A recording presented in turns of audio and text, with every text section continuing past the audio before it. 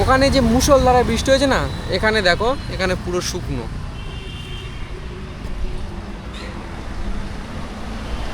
মানে এখানে পুরো চারিদিকটা এখনো মানে এক ফোঁটাও বৃষ্টিও হয়নি। তো দেখো স্টার জলসার মহালয়ার শুটিং চলছে, দেখতে পাচ্ছ সামনে কংসর ভাইরা ভাইরা সব ঘুরে বেড়াচ্ছে, মানে যমরাজ কংস। 7.5 কিলোমিটার, 7.5 কিলোমিটার ড্রপে 153 টাকা।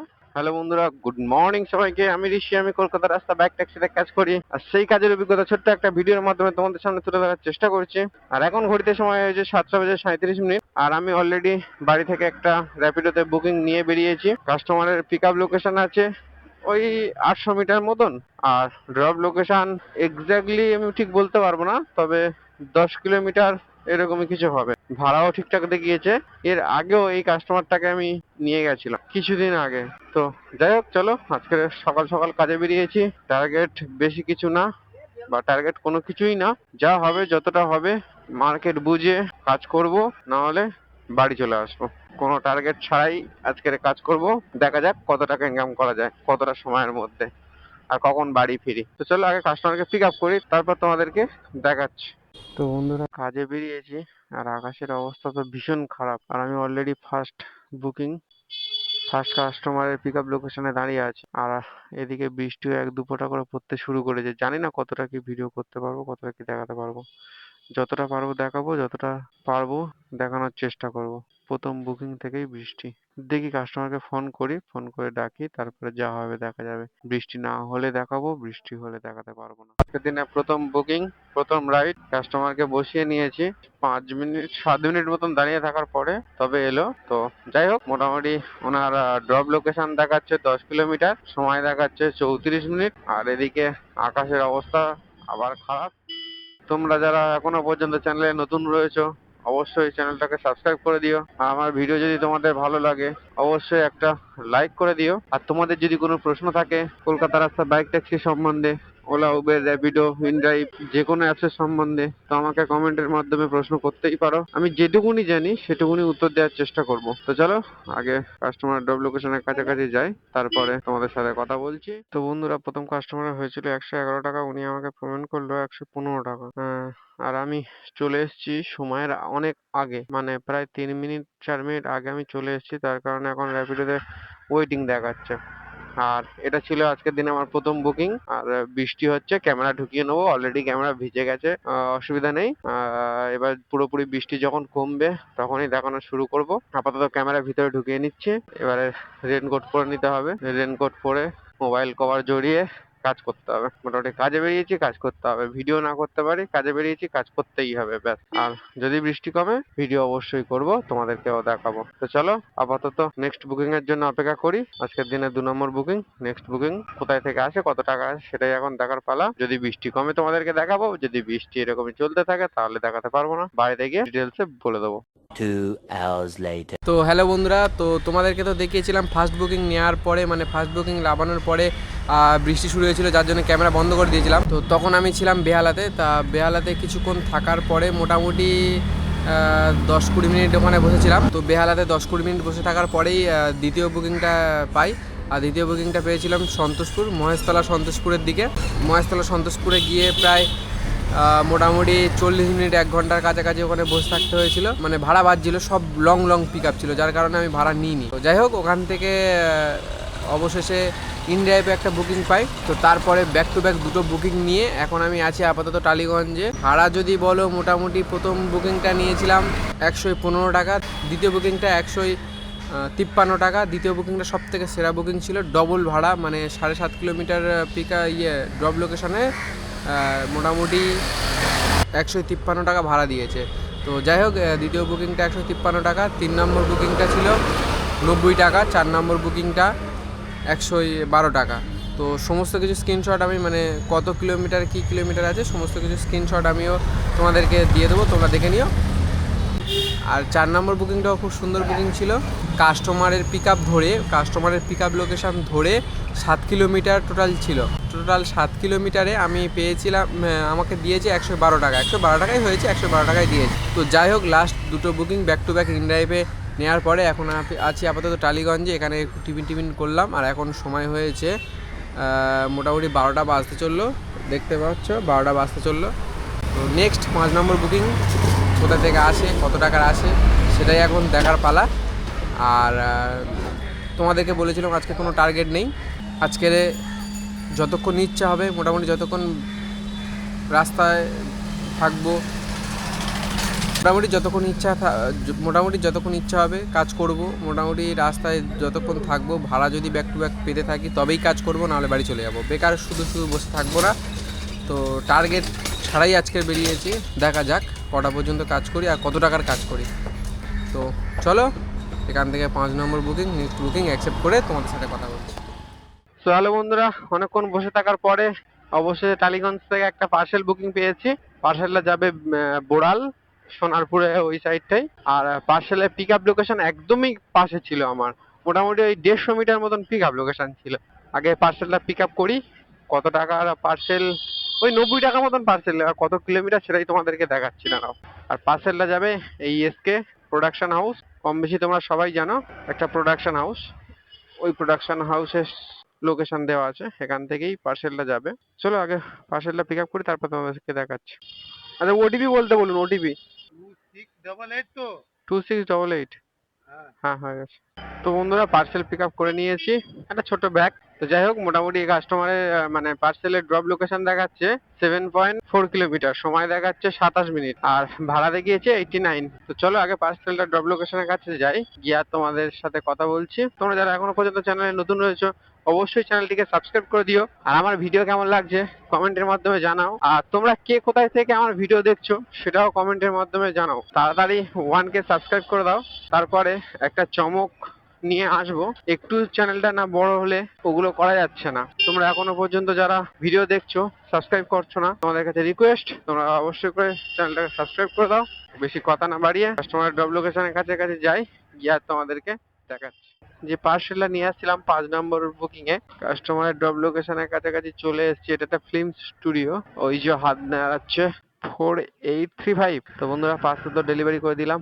তো দেখো স্টার জলসার মহালয়ার শুটিং চলছে, দেখতে পাচ্ছ সামনে কংসর ভাইরা ভাইরা সব ঘুরে বেড়াচ্ছে, মানে যমরাজ কংস। তো যাই হোক 5 নম্বর বুকিং লাভিয়ে দিলাম। আবার আকাশের অবস্থা ভীষণ খারাপ করে এলো, যখন তখন খারাপ হয়ে আসছে, আবার যখন তখন ঠিকঠাক হয়ে আসছে।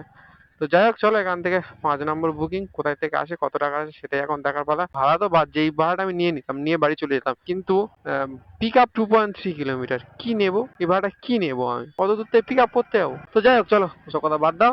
নেক্সট বুকিং 6 নম্বর বুকিং কোথায় থেকে আসে, কত টাকার আসে সেটা এখন দেখার পালা। 6 নম্বর বুকিংটা নিয়েই তোমাদের সাথে কথা বলছি। তো বন্ধুরা আজকে দিনে 6 নম্বর বুকিং র্যাপিডোতে অ্যাকসেপ্ট করে নিয়েছি। কাস্টমারের পিক আপ লোকেশন আছে 90 মিটার, সামনেই আছে কাস্টমার। কিন্তু কথাটা হচ্ছে সেটা না, কথাটা হচ্ছে বৃষ্টি হচ্ছে, ক্যামেরা আবার ঢুকে নিতে হবে, ফোনের কভার পরাতে হবে। তো যাই হোক চলো কাস্টমারের পিক আপ লোকেশনে চলে এসেছি। এখন কাস্টমারকে ফোন করে কাস্টমারকে ডাকি, তারপরেই তোমাদের সাথে কথা বলছি। আর পিক আপ করার পরে যদি বৃষ্টি কমে তোমাদেরকে দেখাবো, না হলে দেখাতে পারবো না। A few inches later. So hello বন্ধুরা, তোমাদেরকে তো দেখালাম 5 নম্বর বুকিংটা, যেটা বোড়ালে একটা পার্সেল নিয়ে গেছিলাম স্টুডিওর মধ্যে, ওটা লাবানোর পরে 6 নম্বর বুকিং একটা অ্যাকসেপ্ট করেছিলাম। গিয়ে আমি 6 নম্বর বুকিং কাস্টমারের পিক আপ লোকেশানে গিয়ে দাঁড়িয়েছিলাম, তাই ওই পর্যন্তই তোমাদেরকে দেখালাম। তো তারপর থেকে বৃষ্টি এসেছিলো বলে ক্যামেরার ভিতরে ঢুকে নিয়েছি। তো এবার গল্পটা করি। তো 5 নম্বর বুকিং এটা কাস্টমারের পিক আপ লোকেশানে গিয়ে আমি দাঁড়িয়েছিলাম, প্রায় 10 মিনিট দাঁড়িয়ে থাকার পরে কাস্টমার ক্যান্সেল করে দিল। তাতে আমার কোনো অসুবিধা নেই, কারণ হচ্ছিল বৃষ্টি, নাহলে একটু অসুবিধা হতো। তো যাই হোক, আর বৃষ্টি হচ্ছে বলে আমি রেনকোটের উপরটা পরেছি, আর প্যান্ট কিছু পরিনি, প্যান্ট এখন কিন্তু ভিজেই রয়েছে।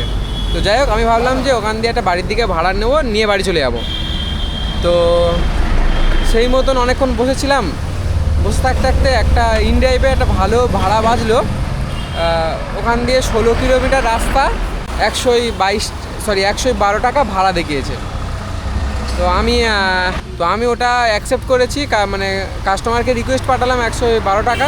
তো উনি ওটাতেই অ্যাকসেপ্ট করে নিল। আর তখন ওখানে বিশাল মুষলধারে বৃষ্টি চলছিল। তো ওনাকে আমি ফোন করলাম যে এই বৃষ্টির মধ্যে কি আপনি যাবেন না। তো উনি যথারীতি বললো না আমি যাব, আমার প্রয়োজন আছে, আমার যেতেই হবে। তো আমি বললাম যে বেশ ঠিক আছে, আমার তো কোনো অসুবিধা নেই, আমি এই রাইডটার পরে আমি বাড়ি চলে যাব, কিন্তু আপনি ভিজে গেলে আপনার সমস্যা হবে, বলে আমার ভিজে হলেও আমার যেতে হবে। আমি বললাম যে ঠিক আছে চলুন। বলে ওনাকে লাগানোর পরে উনি আমাকে 120 টাকা পেমেন্ট করেছে। যাই হোক, কথাটা ওটা না, কথাটা মজার বিষয়টা ওখানে যে মুষলধারে বৃষ্টি হয়েছে না, এখানে দেখো, এখানে পুরো শুকনো।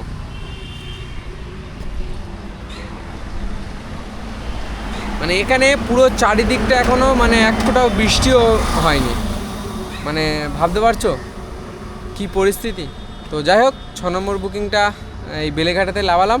তো এবার বাড়ি যাব, সেরকম একটা প্ল্যান আছে। কিছুক্ষণ বসবো, মোটামুটি এখন বাজে 2:16। আর এখানে 3টে পর্যন্ত অপেক্ষা করবো, যদি ভাড়া পাই তো ভালো, না হলে খালি গাড়ি নিয়েই বাড়ি চলে যাব। আর দেখা যাক, ভাড়া পেলেও তোমাদেরকে দেখাবো, আর না পেলেও তোমাদেরকে দেখাবো। তো চলো, 7 নম্বর বুকিং পাই কি পাই না সেটা একটুখানি ওয়েট করি, তারপরে তোমাদেরকে দেখাচ্ছি। তো বন্ধুরা, তোমাদের সাথে কথা বলে জাস্ট ক্যামেরাটা রাখলাম, আর সাথে সাথেই একটা বুকিং বেজে উঠেছে র্যাপিডোতে যাদবপুরে। তো বুকিংটা অ্যাকসেপ্টও করে নিয়েছি আমি। কাস্টমারের পিক আপ লোকেশন আছে 1.1 কিলোমিটার মতন, ড্রপ লোকেশন সম্ভবত 10 কি 11 কিলোমিটার এরকমই হবে। তো যাই হোক, ভাড়া কত টাকা দেখিয়েছে আমি দেখতে পাইনি, না লাগানোর পরে ভাড়াটা দেখতে পাবো না এখন আর। তো যাই হোক, আমি ভাড়া আর অত দেখলাম না, যাদবপুরের ভাড়া দেখেছি তাই অ্যাকসেপ্ট করে নিয়েছি। এবার এই বুকিংটাই হচ্ছে আমার লাস্ট বুকিং আজকের দিনে, এটা হচ্ছে 7 নম্বর বুকিং। তো চলো আগে কাস্টমারকে পিক আপ করি, তারপরে তোমাদেরকে দেখাচ্ছি কত কিলোমিটার ডব লোকেশন আছে না আছে। ওটিপি কি আছে? তো বন্ধুরা, আজকের দিনের 7 নম্বর বুকিং, শেষ বুকিং, কাস্টমারকে বসিয়ে নিয়েছি। ড্রপ লোকেশন আছে 11 কিলোমিটার, সময় দেখাচ্ছে 38 মিনিট, আর রাস্তা দেখাচ্ছে এত সুন্দর।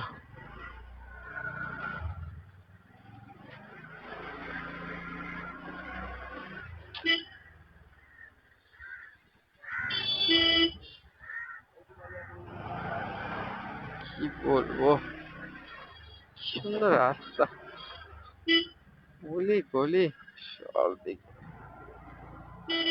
তো যাই হোক, চলো আগে কাস্টমার ড্রপ লোকেশনের কাছাকাছি যাই, তারপরে তোমাদের সাথে কথা বলছি। তো বন্ধুরা, আজকের দিনের শেষ বুকিং, 7 নম্বর বুকিং, কাস্টমার ড্রপ লোকেশনের কাছে চলে এসেছি। কত টাকা ভাড়া হয় সেটাই তোমাদেরকে দেখাবো। এখানে তো 102 টাকা হয়েছে। ঠিক আছে, থ্যাংক ইউ। তো বন্ধুরা, আজকের দিনের শেষ বুকিং, 110 টাকা কাস্টমারকে লাভিয়ে দিলাম, কাস্টমার পেমেন্টও করে দিল। তো এবার বাড়ি যাব। আর আজকে আমি টোটাল 7টা বুকিং কমপ্লিট করেছি। আর যদি বলো এই 7টা বুকিং কমপ্লিট করে আমার মোট কত টাকা হয়েছে, তো দেখো, এই 7টা বুকিং কমপ্লিট করে আমার মোট হয়েছে, আমি তোমাদেরকে প্রত্যেকটা রাইডের ভাড়া বলছি, তোমরা এবার হিসাব করে কমেন্টে আমাকে জানাও। প্রথম বুকিংটা নিয়েছিলাম 115 টাকা, দ্বিতীয়টা নিয়েছিলাম 153 টাকা, 3 নম্বরটা নিয়েছিলাম 90 টাকা, 4 নম্বরটা নিয়েছিলাম 112 টাকা, 5 নম্বরটা নিয়েছিলাম 89, 6 নম্বরটা নিয়েছি 220, 7 নম্বরটা 110। আজকের দিনে টোটাল আর্নিং এটাই। আর দেখো, যেটা 2 নম্বর বুকিং 153 টাকা, ওটা ছিল 7.5 কিলোমিটার, 7.5 কিলোমিটার ড্রপে 153 টাকা। তো আজকের দিনে টোটাল আর্নিং আমার এটাই। আর কত টাকা হলো তোমরা কমেন্টের মাধ্যমে আমাকে হিসেব করে জানাও।